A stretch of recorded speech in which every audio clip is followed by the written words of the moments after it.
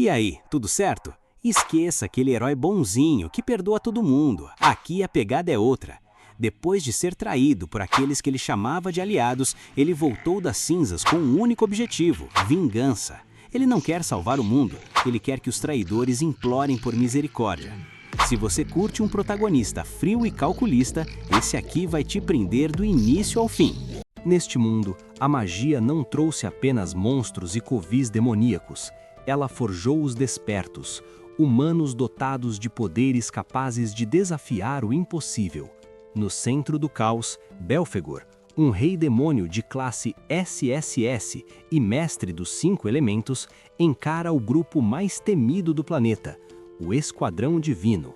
Bai Yi lidera essa elite há 10 anos. Sob um grito de guerra, o rei demônio ordena o avanço de suas legiões, mas o esquadrão tem um propósito maior: aniquilar os covis sob as ordens diretas dos deuses, os seres supremos deste mundo. Sem hesitar, Bai Yi avança. Aquele era o 100º covil de alto nível que enfrentavam juntos, e a sincronia era absoluta. He-Le, a assassina relâmpago, corta as hordas de monstros como se fossem névoa. Apesar de ser uma missão nível L, o ápice da dificuldade mundial, o grupo se move com fluidez. Logo atrás, o mago Han Xiaolin conjura seu mundo glacial, congelando o cenário e abrindo caminho para o capitão. Com um brilho amarelo intenso, Bai Yi se projeta diante de Belphegor. Era o último embate antes das férias. Lucien, o suporte da equipe, ativa sua chuva estelar, bufando o capitão com 200% de força e o dobro de velocidade.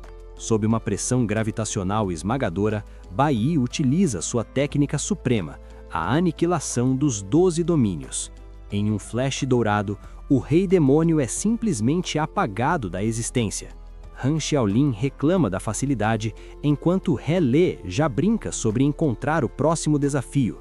No entanto, Lucien sente que algo está errado e questiona o capitão. Não foi fácil demais? Afinal, Belphegor deveria possuir uma habilidade secreta, mas caiu sem oferecer resistência.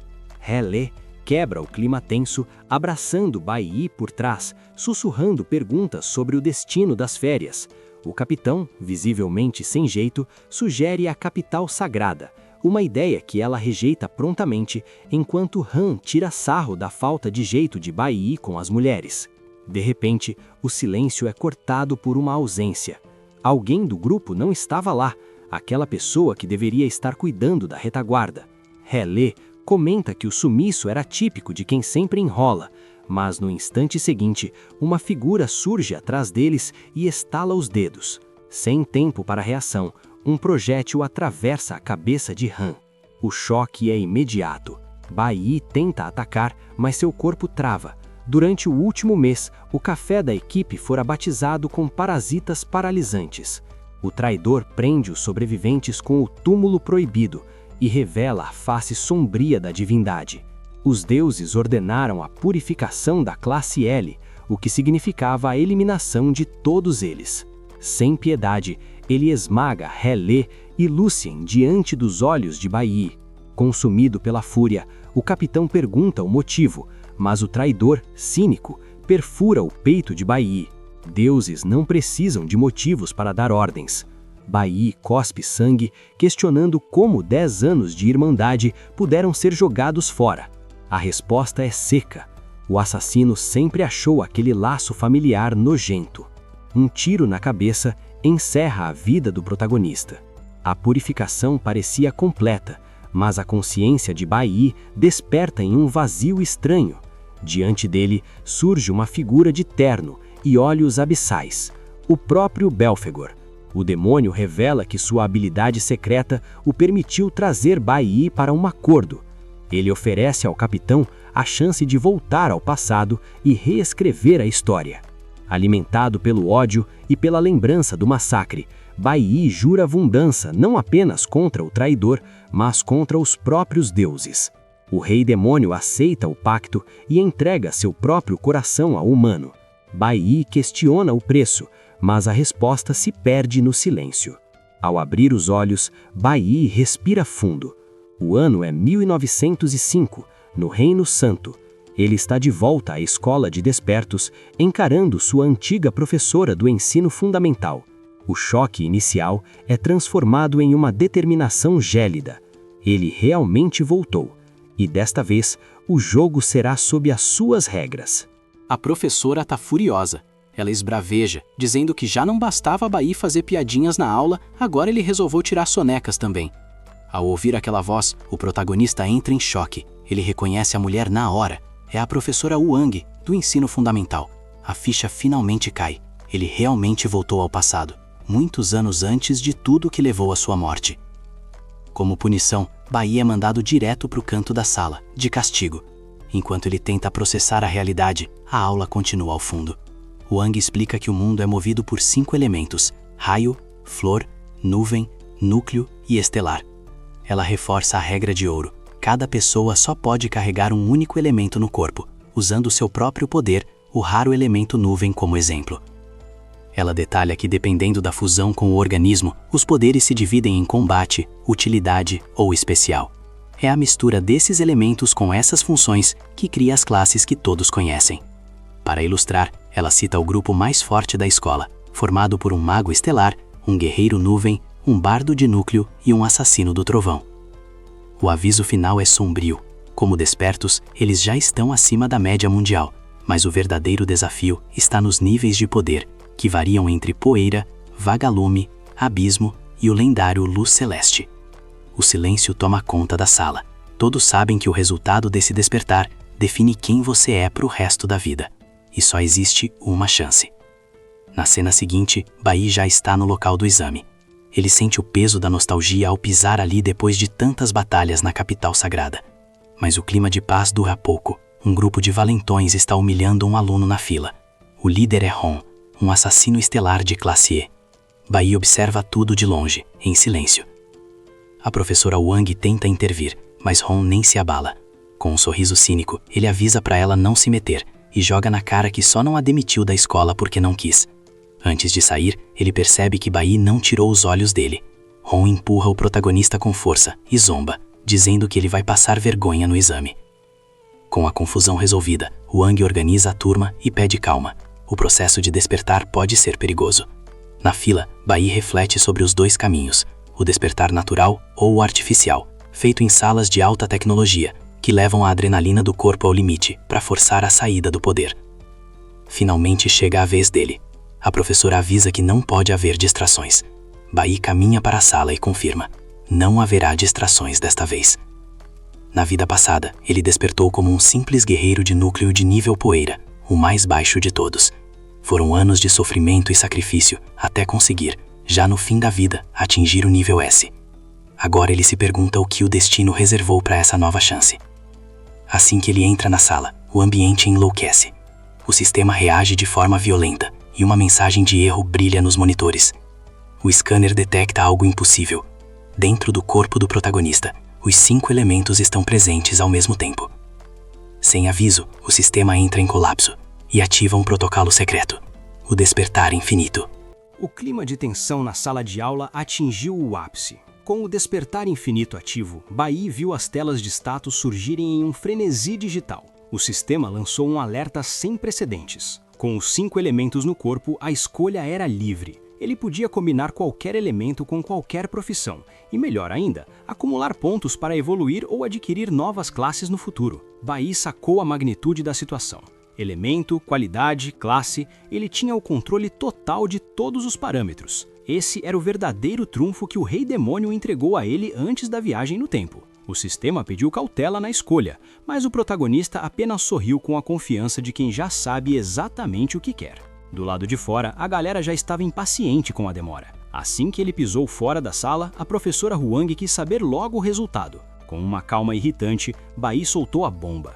Disse que o resultado foi uma decepção e que despertou como um simples guerreiro de núcleo de qualidade poeira. Tecnicamente, a pior combinação que alguém poderia ter. A professora murchou na hora, mas tentou manter o profissionalismo, dizendo que até quem começa no nível poeira pode se tornar incrível. Ela mandou ele descansar, mas no canto da sala, o valentão Hong não perdeu a chance de zombar. Ele começou a dizer que discursos motivacionais não servem para nada em um mundo cruel e que os deuses escolhem a dedo quem nasce para pisar e quem nasce para ser pisado.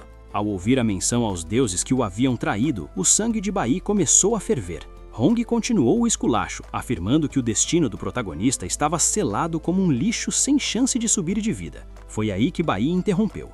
Isso não é verdade. Puto por ser contestado, Hong ativou suas habilidades de desperto e partiu para cima, jurando que ia matar Bai ali mesmo. Só que, sem nem mudar a expressão, o protagonista defendeu o golpe com uma precisão cirúrgica. O valentão não entendeu nada e, em um movimento rápido, foi arremessado a metros de distância, cuspindo sangue ao atingir o solo. O choque foi geral na sala. Ninguém entendia como um classe baixa tinha acabado com um oponente teoricamente superior. No deboche, Bai revelou que ele mesmo escolheu aquela profissão e que ainda estava pegando o jeito. Se levantando com dificuldade, Hong gritou que foi pura sorte e começou a se gabar da sua classe de qualidade abismo. Mas a professora Huang não caiu nessa. Ela percebeu que aquela defesa não teve nada de sorte. Foi uma técnica de elite executada com uma maestria que nem profissionais com 10 anos de estrada conseguem ter. Ela se perguntava, como um novato tinha tanta habilidade? Perdendo a estribeira, o assassino estelar apelou.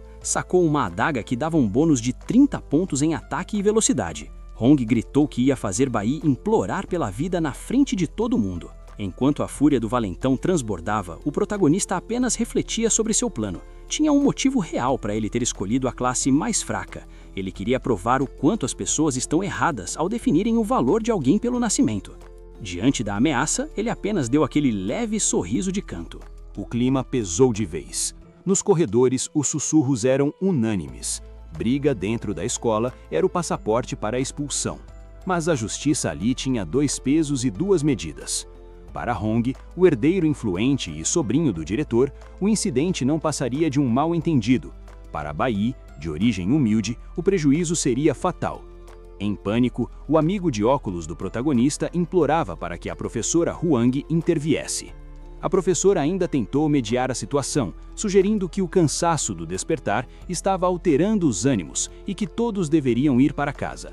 No entanto, Hong, com o ego estraçalhado e sangue nos olhos, mandou-a calar a boca. Ele rugiu que não aceitaria nem mesmo um pedido de desculpas de joelhos. Sua obsessão agora era provar, na base da força, que o abismo entre um escolhido e um lixo era intransponível. No fundo, até a professora Huang sentia o peso da lógica cruel daquele mundo. A matemática dos atributos não mentia. Enquanto um nível poeira recebia 100% de bônus, um nível abismo, como Hong, recebia o dobro. Era uma vantagem teórica impossível de ignorar. O amigo de Bai tremia, convencido de que a única saída era o protagonista engolir o orgulho e torcer para que a surra não fosse permanente. Hong avançou como um vulto, a velocidade da adaga rasgando o ar enquanto ele desafiava o oponente a tentar o impossível. A professora gritou, mas Bai apenas sustentou um sorriso de canto. E por que eu deveria desviar? Pensou ele. No milésimo segundo seguinte, o passo fantasma foi ativado. Em um flash, Bai desapareceu da trajetória do ataque e materializou-se nas costas do agressor. Antes que Hong pudesse processar o movimento, seu corpo colapsou. Ele desabou em uma poça de sangue, sem fôlego sequer para proferir um último insulto. O silêncio que se seguiu foi de pura incompreensão. O amigo de óculos achou que Hong havia tropeçado sozinho e a professora permaneceu estática. Apenas a garota de cabelos rosa, atenta a cada centímetro do combate, percebeu a magnitude do que ocorrera. O choque em seu rosto dizia tudo. Aquele não era o Bai que ela conhecia. O sistema notificou o progresso imediatamente. Pela vitória sobre um usuário do elemento estelar, Bai angariou 50 pontos na categoria. Para ele era uma quantia irrisória. Ele já planejava a limpeza de covis de monstros para evoluir de verdade. A tensão foi interrompida por uma voz autoritária que ordenou o fim da disputa. Era o diretor. Sem grandes cerimônias, ele declarou que o sobrinho já havia passado vergonha o suficiente e dispensou os alunos para o final de semana. Nesse exato momento, a memória de Bai deu um estalo avassalador. Em meio à adrenalina da reencarnação, ele havia esquecido o detalhe mais importante. Nesta linha do tempo, todos ainda estavam vivos. Ele se recordou do evento catastrófico que marcou o dia do seu despertar em sua vida anterior. Sem olhar para trás ou prestar contas ao diretor, Baí partiu em uma corrida desesperada. Com os pulmões queimando e o coração martelando contra as costelas, ele tinha apenas um destino: sua casa. Havia algo terrível prestes a acontecer, algo que ele jurou impedir, nem que isso custasse sua vida. Desta vez, a falha não era uma opção. A cena muda e o peso no peito de Baí torna-se quase insuportável. Entrar em casa era como caminhar em um sonho prestes a desmoronar. Ele viu a mulher de avental verde lavando a louça e o coração parou por um segundo. Era a sua mãe, viva e real, bem diante de seus olhos. Em linguagem de sinais, ela comunicou com doçura que havia preparado o prato favorito dele, macarrão apimentado. Baí, lutando contra o nó na garganta, insistiu que hoje queria comer peixe. Ele precisava tirá-la dali, precisava de um pretexto para que ela saísse antes que o pesadelo começasse. Ela acabou cedendo, mas no momento em que o protagonista tentou acompanhá-la, o clima na sala congelou. O homem que estava diante da TV se levantou era Bai Jin-cheng, o pai de Baí, um guerreiro do raio de classe C, dono de um bônus de força brutal de 400%. Ele barrou a saída do filho e, com a voz carregada de cobrança, exigiu notícias sobre o despertar. Disse que até saíra cedo do trabalho apenas para comemorar o sucesso do herdeiro. Baí tentou uma última cartada desesperada. Mentiu dizendo que o processo havia atrasado e que sequer passara pelo despertar naquele dia. Mas Jin-cheng não era um homem fácil de enganar. Ele começou a destilar veneno, chamando o próprio filho de lixo e afirmando que por carregar seu sangue, o garoto deveria ter alcançado o nível abismo, no mínimo. A aura do homem transformou-se em puro ódio. Ele exigiu a verdade, e quando Baí sustentou a mentira, o monstro explodiu. Quebrou uma garrafa na cabeça do próprio filho. Ele já sabia da classe poeira e gritava que aquilo era uma vergonha imperdoável para sua linhagem. Veio o primeiro chute. Na vida passada, aquele fora o marco inicial da tragédia. Naquela época, o jovem Baí dissera a verdade e o pai o espancara com tanta fúria que, quando a mãe tentou intervir, ela sofreu as consequências por 1 hora inteira, feridas que carregaria como cicatrizes na alma para o resto da vida. Caído no chão, Baí fazia cálculos mentais frios. O pai era uma ameaça em um nível totalmente diferente do valentão da escola. No nível atual, ele sabia que não venceria aquela luta na força bruta. Sua única consolação, em meio à dor, era acreditar que havia tirado a mãe de casa a tempo. Mas o destino é cruel. No exato momento em que Jin-cheng se preparava para o próximo golpe, a porta se abriu. A mãe voltara cedo demais. O desespero tomou conta do protagonista ao ver o olhar de pavor dela. Ignorando o filho no chão, Jin-cheng virou as costas e começou a caminhar na direção da mulher, rosnando que a culpa por ter dado à luz a um lixo era inteiramente dela. O medo de perder a mãe novamente despertou em Baí uma força que transcendia sua forma física. Em um movimento instintivo, ele se lançou à frente dela, recebendo o impacto brutal que estava destinado a atingi-la. No chão, a realidade era esmagadora. Para um desperto, um soco comum torna-se uma arma letal. Uma pessoa comum não sobreviveria segundos contra aquele monstro. Em prantos, a mãe se colocou entre os dois, implorando em silêncio pela vida do filho. Mas o homem estava possuído. Ele gritava que seu único sonho era limpar o nome da linhagem Bai e que o resultado medíocre do filho havia arruinado tudo. Ao erguer uma cadeira, ele apontou para a esposa, berrando que a fraqueza do garoto era herança dela. Foi nesse instante que Baí forçou o passo fantasma além de qualquer limite seguro, bloqueando o golpe e empurrando o pai para longe. Ofegante e coberto de sangue, o olhar de Baí tornou-se gélido. "Não encosta um dedo nela", avisou, com uma autoridade que não pertencia a um jovem da sua idade. O pai soltou uma risada de escárnio. Não compreendia como um classe poeira possuía reflexos tão aguçados. Ele avançou com uma brutalidade esmagadora, despedaçando qualquer defesa que o protagonista tentava erguer. A diferença de poder era um abismo intransponível, e Baí sentia a consciência começar a falhar. O espancamento foi impiedoso, mas o garoto absorveu cada pancada com uma vontade de ferro. O pai chegou a hesitar por um segundo, impressionado com tamanha resistência, mas logo retomou o escárnio, afirmando que coragem era inútil para um fracassado. O que ele não sabia era que Bai Yi tinha um plano. Sua mente estava focada em uma única certeza: nesta vida, nenhuma tragédia se repetiria. No momento em que o homem erguia a cadeira para o golpe final, alguém bateu à porta. Bai Yi soltou o ar que prendia nos pulmões. Finalmente eles chegaram. Ainda transbordando ódio, o pai abriu a porta e estancou ao dar de cara com o vice-capitão Li e o investigador Shen Jinwu. Eles patrulhavam o prédio em busca de um suspeito, e o monstro mudou de personalidade instantaneamente. Com uma calma fingida, ele garantiu que estava tudo sob controle. Contudo, o vice-capitão, experiente, notou o estado deplorável de Bai Yi. Ao ser questionado sobre o que havia acontecido, o pai recorreu à mentira habitual, alegando que o garoto havia caído enquanto carregava compras.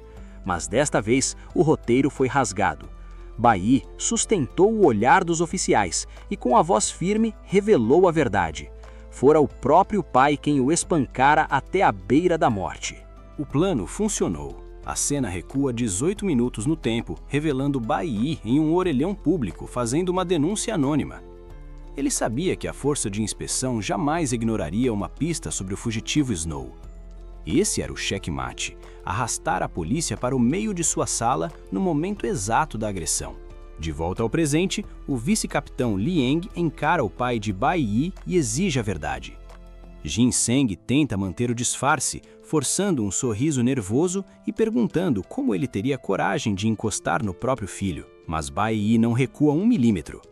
Com uma frieza gélida, ele descreve cada golpe, cada chute e até o detalhe da garrafa quebrada. Podem examinar meus ferimentos agora mesmo, desafia o garoto, expondo as marcas da violência. Os oficiais ficam atônitos com a postura do jovem. Bai Yi então cita o Código Penal dos Despertos de Cor. Agredir civis resulta em 15 dias de prisão especial. Os investigadores se entreolham, confusos sobre como um garota de periferia domina leis de alta segurança com tamanha precisão. O vice-capitão dá a voz de prisão e Jin Seng perde o controle. Tomado pelo ódio, ele tenta avançar contra o filho uma última vez, mas o investigador Shen Jinwu o neutraliza em um piscar de olhos. Enquanto o pai é levado algemado, a mãe de Bai Yi desaba em um abraço, soluçando de alívio. Ele retribui o carinho, sentindo que pela primeira vez realmente arrancou o destino dos trilhos.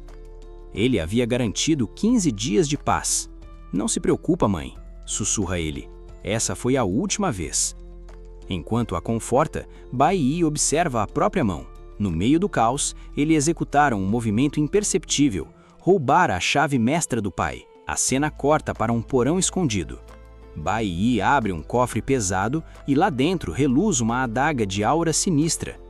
Ele conhece bem aquela arma. Foi com ela que o pai subiu de nível no passado, e foi por causa dela que ele traiu seus aliados na linha do tempo original. Agora, a relíquia pertence a ele. Com ela, Bai Yi possui o poder de fogo necessário para encarar qualquer ameaça. Mas há um obstáculo. Todos os covis de monstros são vigiados pelo governo e exigem licenças rigorosas. Só que Bai Yi não é um amador. Ele carrega 10 anos de memórias de guerra. No encerramento, vemos o protagonista se equipando, ajustando a adaga na cintura e caminhando em direção a uma área industrial abandonada. Ele segue para um covil secreto que, neste momento da história, ninguém mais sabe que existe. Seu olhar é de puro foco. Não tenho tempo a perder. Preciso virar um monstro para caçar os deuses. O cenário muda para o coração do covil. Bai Yi já começa o dia cercado por uma alcateia de lobos monstruosos, mas ele não perde nem um milésimo de segundo. Com um movimento cirúrgico, ele encaixa um crítico no primeiro lobo e já emenda um contra-ataque devastador no próximo. Ele se move como um borrão, fatiando os inimigos um a um, até que sobra apenas o chefão da área, o lobo rei de nível 4. Para qualquer outro iniciante, isso seria uma sentença de morte, mas para Bai Yi, esse lobo é só um aquecimento. Com uma sequência frenética de cortes, ele aniquila a fera. O sistema apita na hora. Bai Yi saltou direto para o rank D e faturou 12 pontos de atributo. Enquanto limpa os espólios, o cansaço bate forte. Só 20 lobos e já estou morto assim?